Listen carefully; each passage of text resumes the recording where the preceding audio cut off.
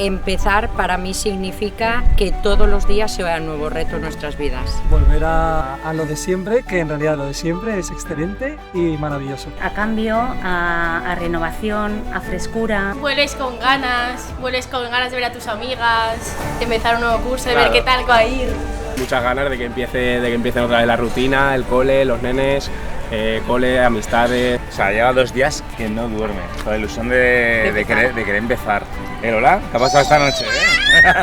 Y el día de hoy, que es inicio de curso, empezar para mí es, oye, la bomba, que me encanta, que nos esperan muchas oportunidades y encuentros para vivir.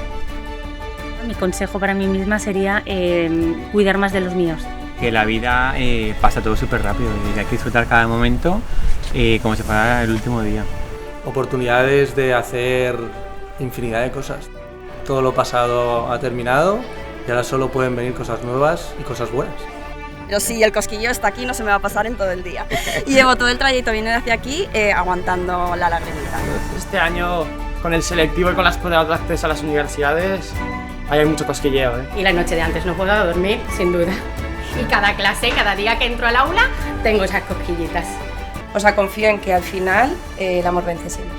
Y que sí que estamos en buenas manos y que el Señor nos va cuidando y nos ha puesto este cole, nos ha puesto las familias con las que, los amigos, súper buenos amigos que nos acompañan en el camino.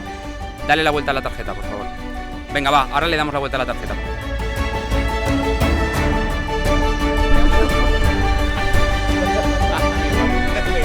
¿Te ha enseñado?